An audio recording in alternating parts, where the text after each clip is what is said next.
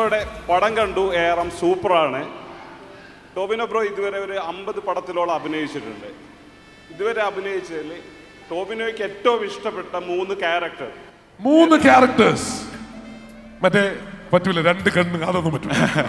അല്ല, സത്യസന്ധമായിട്ട് പറഞ്ഞാൽ ഞാൻ ആദ്യം പറഞ്ഞതുപോലെ എൻ്റെ സിനിമകളിൽ നല്ലതും ചീത്തയുമായ, വിജയവും പരാജയവുമായ എല്ലാ സിനിമകളും ഞാൻ ഇഷ്ടപ്പെട്ട് ചെയ്തത് തന്നെയാണ്.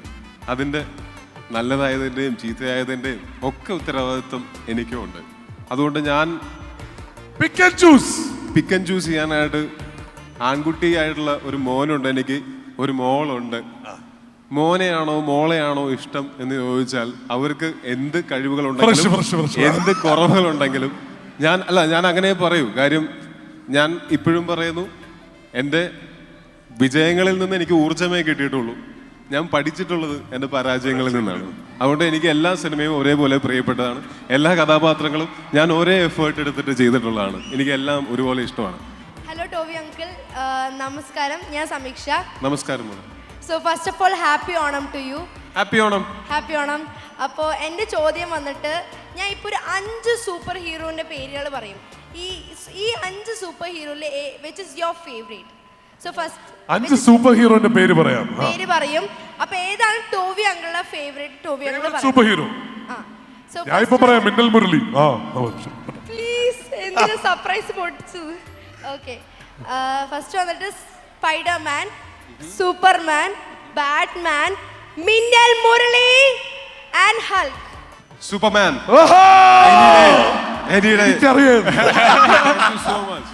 അതായത് സ്വാഭാവികമായിട്ടും മിന്നൽ മുരളി ഞാൻ ചെയ്തതുകൊണ്ട് എനിക്ക് ഭയങ്കര ഇഷ്ടം തന്നെയാണ് മിന്നൽ മുരളിയെ. പക്ഷെ നമ്മൾ ആദ്യമായിട്ട് കണ്ട ഒരു സൂപ്പർ ഹീറോ സൂപ്പർമാനാണ്. ആ പേരിൽ തന്നെയുണ്ട് സൂപ്പർ.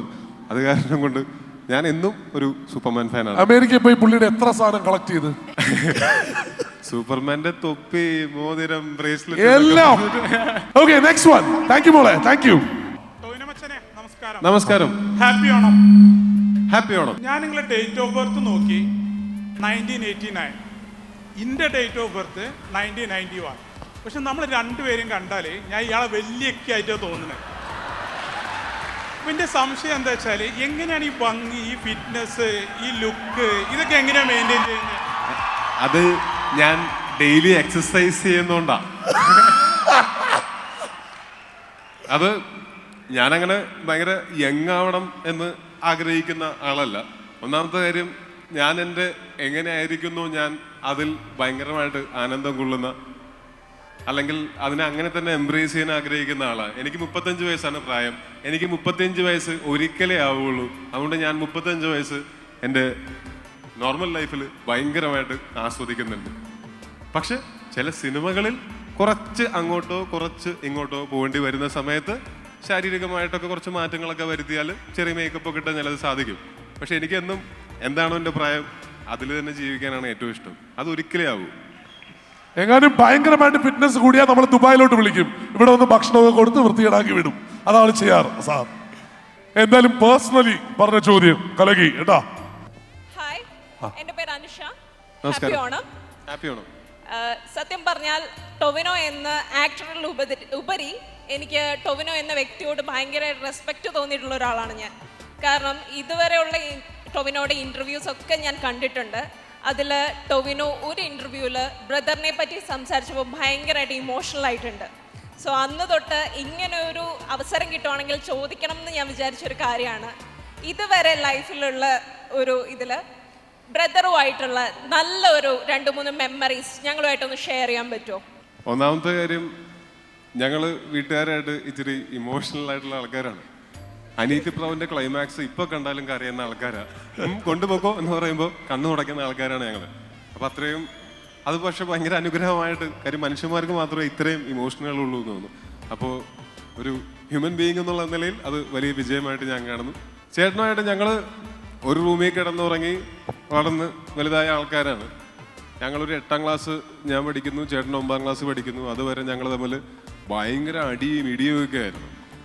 പക്ഷെ അതിനുശേഷം എവിടെയോ നമുക്കൊരു ഇൻഫർമേഷൻ, അല്ലെങ്കിൽ ഒരു പക്ഷേ അതായിരിക്കാം ആദ്യമായി അനുഭവപ്പെട്ട ചെറിയൊരു മെച്യൂരിറ്റി. ഒരുമിച്ച് നിന്നാൽ എന്തും നേടാം എന്നുള്ള അങ്ങനെ ഞങ്ങൾ തമ്മിൽ ഏകദേശം ഒരു കോയിൻ്റെ അപ്പുറം ഇപ്പുറമാണ് ഞങ്ങൾ. ഏകദേശം ഒരേപോലെ ചിന്തിക്കുകയും ഒരേപോലെ ഇമോഷണൽ ആയിട്ടുള്ള ആൾക്കാരൊക്കെയാണ്. അങ്ങനെ ഞങ്ങൾ തമ്മിലിങ്ങനെ സൗഹൃദം ഉണ്ടായിട്ട് എൻ്റെ ഏറ്റവും അടുത്ത സുഹൃത്തുക്കളുടെ കൂട്ടത്തിൽ തന്നെയുണ്ട് എൻ്റെ സ്വന്തം ചേട്ടനും. ചേച്ചിയും അതുപോലെ തന്നെയാണ്. ചേട്ടനുമായിട്ട് സിനിമയിൽ വന്നതിന് ശേഷം കുറച്ച് നാൾ ഞങ്ങൾക്ക് ഒരുമിച്ച് സമയം സ്പെൻഡ് ചെയ്യാനായിട്ട് കിട്ടാൻ ഭയങ്കര കുറവായിരുന്നു. ചേട്ടൻ ജോലി ചെയ്യുന്നു, ഞാൻ ആ സമയത്ത് സിനിമകളുടെ ഷൂട്ടായിട്ട് വേറെ സ്ഥലങ്ങളിലൊക്കെ ആയിരിക്കും. അപ്പോൾ ഞങ്ങൾ പിന്നെ അങ്ങനെ പൊതുവെ മലയാളികൾക്ക് ഒരു സട്ടിൽ സ്വഭാവം ഉണ്ടല്ലോ, ഭയങ്കരമായിട്ട് എക്സ്പ്രസ് ചെയ്യില്ല. പ്രത്യേകിച്ച് ഏറ്റവും പ്രിയപ്പെട്ടവരോടായിരിക്കും നമ്മൾ ഏറ്റവും കുറവ് എക്സ്പ്രസ് ചെയ്യുന്നത്. നമ്മൾ അങ്ങനത്തെ ഒരു ഡ്രമാറ്റിക് ആയിട്ടുള്ള ഡയലോഗുകൾ നമ്മൾ വീട്ടുകാരോട് പറയുന്നത് വളരെ കുറവാണ്. പ്രത്യേകിച്ച് ഞാനും ചേട്ടനും അങ്ങനെയാണ്.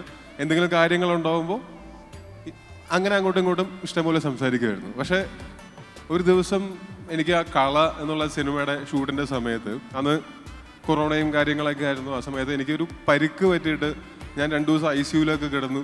അപ്പോൾ എനിക്ക് ആകെ ഒരു സീലിംഗ് മാത്രമേ കാണാൻ പറ്റുമായിരുന്നുള്ളൂ. മനുഷ്യന്മാർ കാണാൻ വരുന്നവരൊക്കെ മറ്റേ PPE കിട്ടിട്ടാണ് വരിക. അത് കഴിഞ്ഞ് അടുത്ത ഒരാഴ്ച ഞാൻ ആ ഹോസ്പിറ്റലിൽ നല്ലൊരു റൂമൊക്കെ കിട്ടി കേട്ടോ, നല്ല അടിപൊളി ഡീലക്സ് റൂമൊക്കെ കിട്ടി. അവിടെ എൻ്റെ ബൈസ്റ്റാൻഡറായിട്ട് അധികം പേരൊന്നും പറ്റില്ല, ഒരാളെ പറ്റുള്ളൂ എന്ന് പറഞ്ഞു. കാര്യം കൊറോണയൊക്കെ ആയതുകൊണ്ട് തന്നെ. അപ്പം എൻ്റെ ചേട്ടനായിരുന്നു എൻ്റെ ബൈസ്റ്റാൻഡർ. അപ്പോൾ ഞങ്ങളന്ന് ഒരുമിച്ച് കുറേ സംസാരിച്ചു. വർഷങ്ങൾക്ക് ശേഷം ഞങ്ങൾ രണ്ടുപേരും മാത്രമായിട്ട് ഞങ്ങൾക്ക് ഒരാഴ്ച കിട്ടി, കുറേ സിനിമ കണ്ടു. അപ്പോൾ ആ സമയത്ത് ഡോക്ടർ പറഞ്ഞിട്ടുണ്ടായിരുന്നു ഈ ലാർജ് ഇൻറ്റസ്റ്റൈൻ്റെ താഴെയുള്ള ഒരു വെയിനാണ് പൊട്ടിയേക്കുന്നത്, അതുകൊണ്ട് ഫൈബർ റിച്ച് ആയിട്ടുള്ള ഭക്ഷണങ്ങൾ കഴിക്കരുത് എന്ന് പറഞ്ഞു. അതായത് നല്ല ചോറും ചിക്കൻ കറിയും പപ്പടവും ഒക്കെ കഴിക്കാം, ബ്രോക്കോളിയും ക്യാബേജും ഒന്നും കഴിക്കാൻ പാടില്ല. അപ്പോൾ പ്യുവർ നോൺ വെജിറ്റേറിയൻസ് ആയ എനിക്കും എൻ്റെ ചേട്ടനും അത് ഭയങ്കര രസമുള്ള ഒരാഴ്ചയായിരുന്നു. എനിക്ക് എഴുന്നേറ്റ് നടക്കാനൊക്കെ സഹായം വേണമെങ്കിലും വെറുതെ ഇരുന്ന് ചില്ല് ചെയ്യാനായിട്ട് അങ്ങനെ ഒരു അവസരം കിട്ടിയത് ആ ഒരു ഹോസ്പിറ്റലിൽ ഉണ്ടായിരുന്ന ഒരാഴ്ചയാണ്.